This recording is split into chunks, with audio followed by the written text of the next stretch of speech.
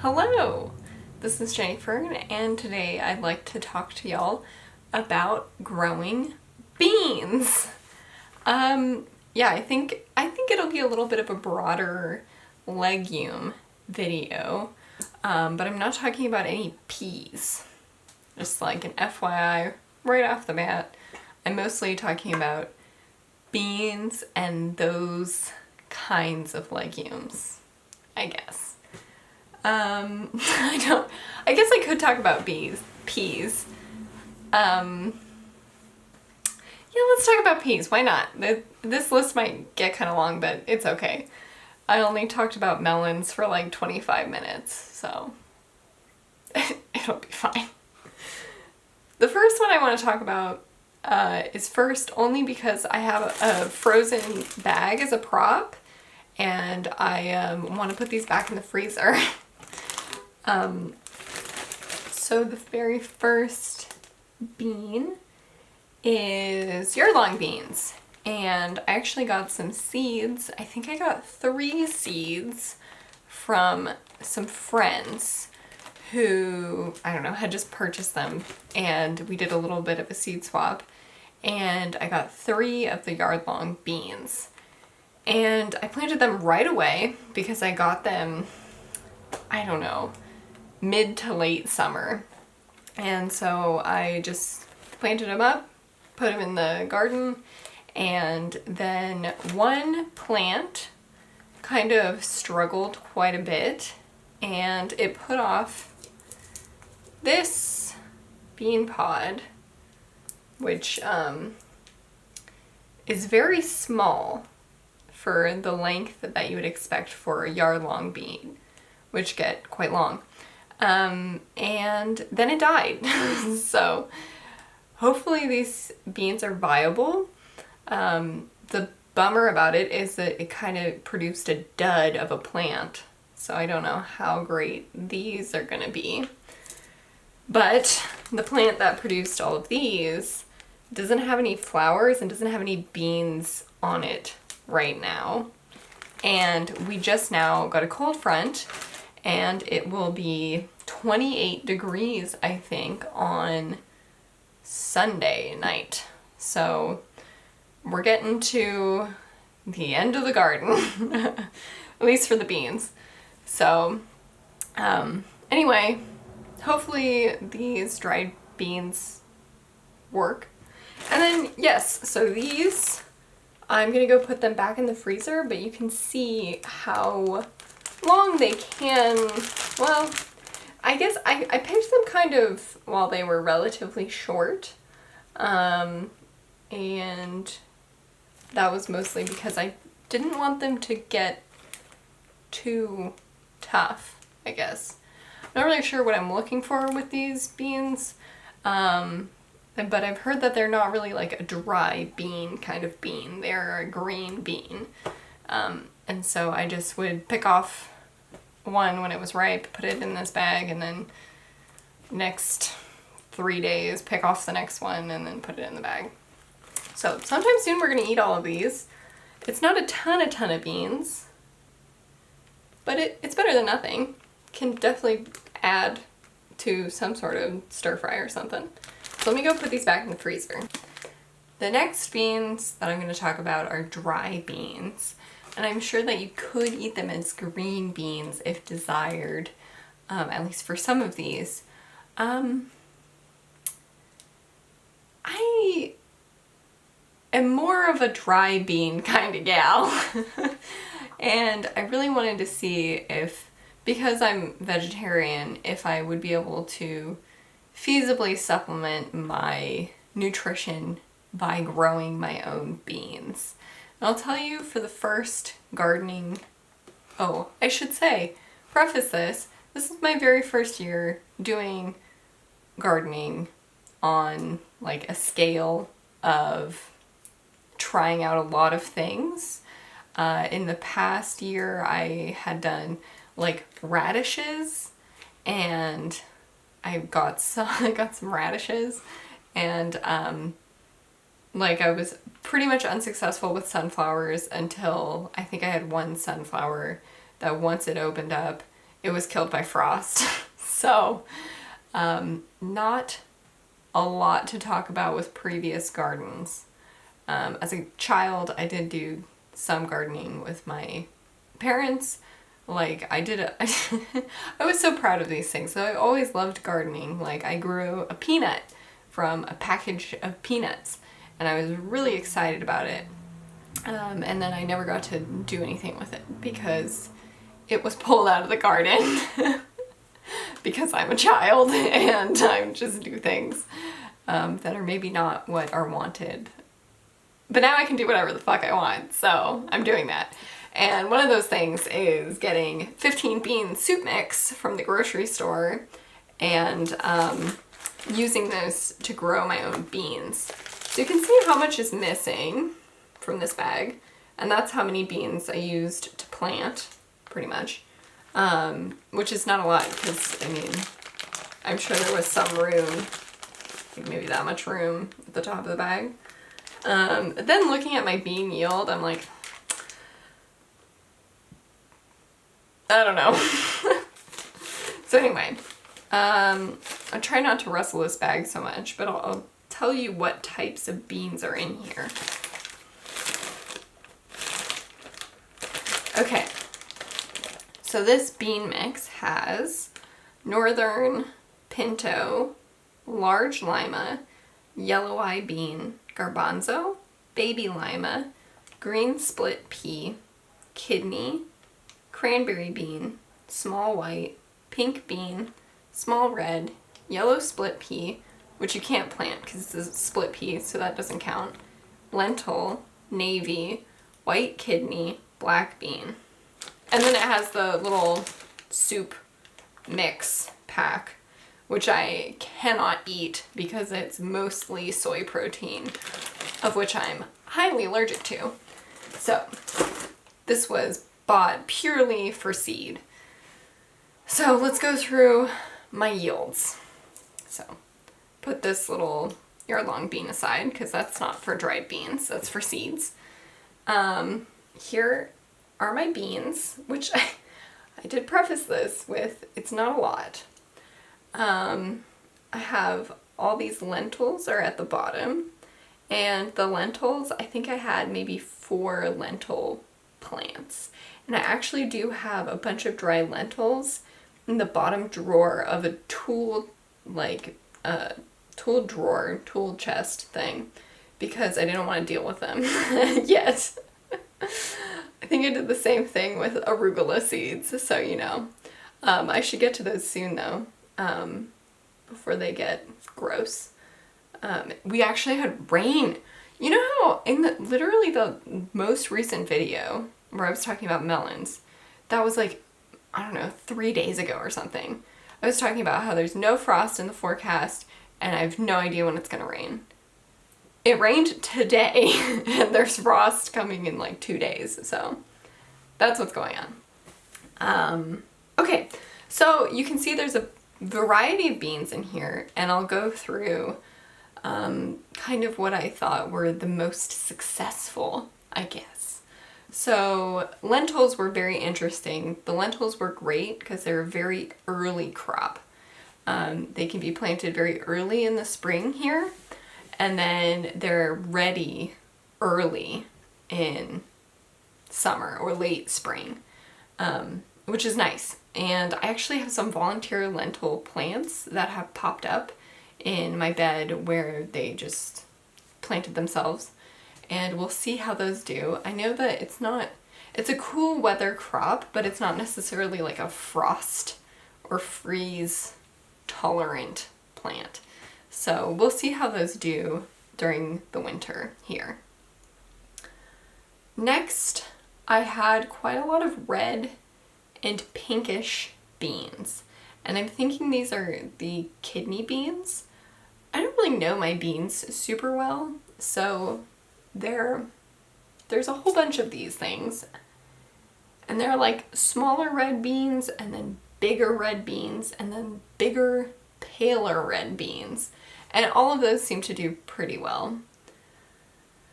I was expecting greater success with pinto beans, to be honest, and I tried a few things with pinto beans, which pinto beans and the black beans, because I noticed that those really like to climb. At least that's what my assumption was, from previous plants that I had planted.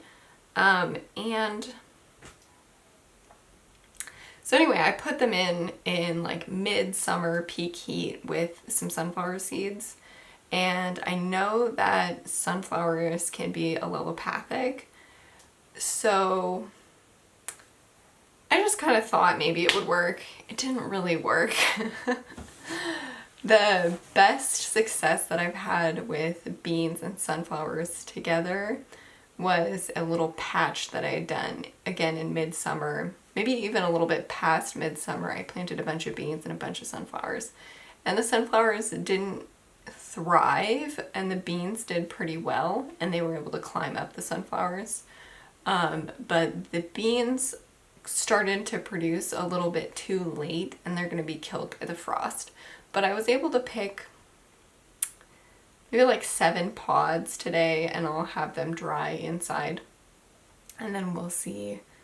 We might have little green beans tomorrow because they're not going to mature in time before the frost.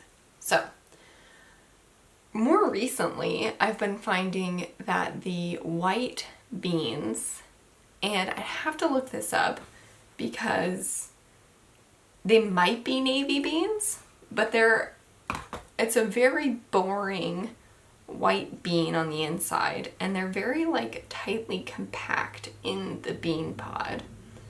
And then the outside of the bean pod has like these really cute speckles, so you kind of think like it might be a pinto bean, and then you open it up and it's just a bunch of boring white beans, but they're super compact. There's a lot of beans in a pod, and the pod itself is like cute looking, so I like those. The beans themselves are very boring though. So my earlier successes were the pinto beans and the red beans. And then I'm not sure if it's just like what I planted later or because they do better in the kind of hotter, trending to cooler weather, like start hot and then trend to cool. Then these white beans did pretty well. So I did plant, I think it was a baby lima, and I got 1 pod off of this plant. The plant went crazy. It got super tall. It had it kind of wrapping around this metal stake, and it was leaning against our covered patio, and I was thinking it could just climb up the covered patio once it got to that point. But once it got that far, and then it started getting really long, it just kind of got knocked off in a wind, and then it just kind of died. Garbanzos. So I planted some garbanzos. I love garbanzo beans, and I really want to be able to grow a lot of them. Same with lentils, and I honestly think I achieved that. This is I mean, it's not like a lot of lentils. It's a lot of work to get this amount of lentils, but it's kind of efficient because you get, like, the plant, it just dies all at once. And I'm thinking in the future, I'll just shove it all in a pillowcase, kind of chop it up and do a bit of a winnowing kind of process, kind of like what you would do with amaranth. I have to get a little bit more production-y with harvesting of these kind of annoying to deal with smaller kind of crops like the amaranth. In order to get big yields, I need to be less precious with the thing, grow a lot of it, and then be less precious with it. That's my plan for the future. So for the lentils, I'm thinking I'll plant them again in early spring and then put just a ton in the front yard, put them in everywhere. And so that I'll have all these lentil bushes that when they dry up, I can just pluck them all out, shove them in a pillowcase or on a tarp or something, and get all of the lentils at once. So with the bean pods, you can't really do that. You pick the bean pod and then you crack it open. And that is somewhat easy because you get, I don't know, like 6 beans in a pod sometimes, and so you get them all and they're sizable. But I've found that you kind of have to plant a lot of plants in order to get that many. But again, I don't think I'm growing them the best yet. And also, again, having a brand new garden, it's a lot of, you know, not doing any amending and having just like what I had, which who knows how good it is. So, the garbanzos. I planted one that started growing up next to my tomatoes when they were younger. So this was earlier in summer. And this garbanzo actually produced kind of a lot, maybe like 10 pods, which I don't think is actually a lot, but it's a lot in comparison to later garbanzo experiments. So I got kind of a lot, and they have these really cute white flowers. Same with the lentils. They have these really small, delicate white flowers. And then they have 1 or 2 garbanzo beans in a pod, and the pod will dry up and it'll be hollow inside, or like you'll have your dried beans rattling around in there. And that's when it's time to pick them. You just pick them off and then pop open the pod, and then you have your little dried beans. And so that's easy enough to do. And I think, again, like the more often that you pick the beans, the more often you'll get flowers producing, and the more you'll extend the life of the plant. So I had one that was doing pretty well. I had another that was maybe struggling for a little bit of light, because it was got a little bit drowned out by this huge squash plant that I had roaming through my garden beds. And between those two, those were the earliest ones that I planted, it was hopeful. And then I planted 2 or 3 more. I think it was 3 more, but one I think just died in the heat. And then the other 2, I might have gotten like 1 dry pod off of, and they haven't done anything since. So I'm gonna look up what kind of weather they prefer, because it didn't work well later in the season.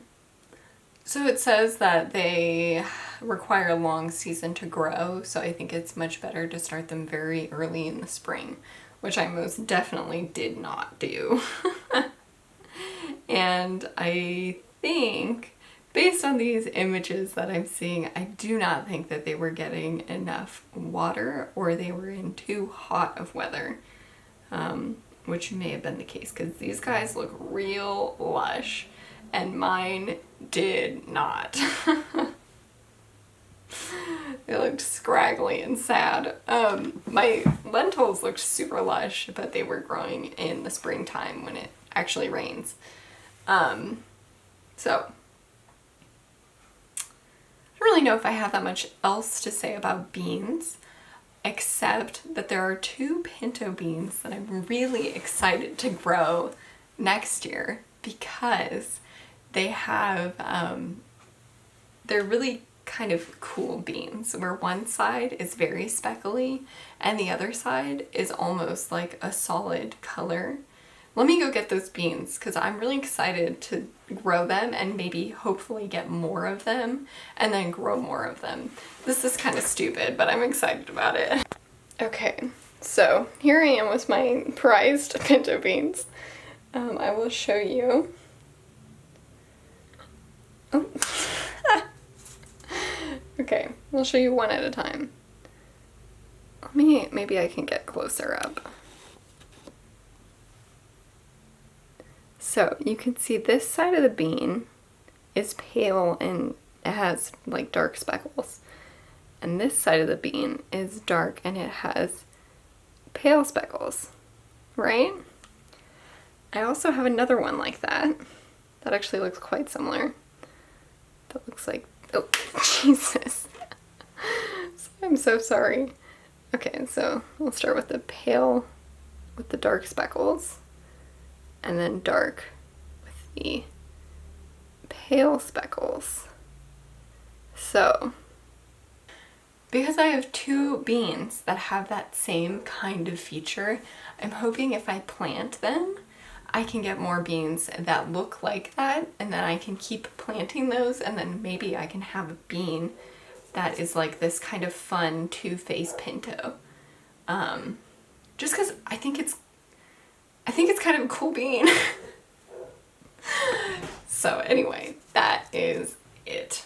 The two peas that I got to grow, one was a darker purple pea from M.I. Gardener, and then the other was a like just a kind of generic green pea from the kind of survival gardening food production pack, the mixed pack of seeds that I'd gotten. And I don't know the varieties right now. If I am smart and I actually look at the packets that I have, I will put it in the description so that you actually know. What I noticed is that the little green pea has, it's just it's a weaker, less vivacious plant. And I'm actually growing peas again now, so I can confirm that those peas just don't want to live. I think I got one pea pod off of the previous plant that I had put into the ground, and I'd put a few in. I got one pod before the plant died, and the leaves are just smaller, and the plant doesn't really want to support itself. It doesn't want to like grab onto things and thrive, you know? So that's what I found with that. I didn't find anything wrong with the pea itself, but the plant was just not a vigorous growing plant.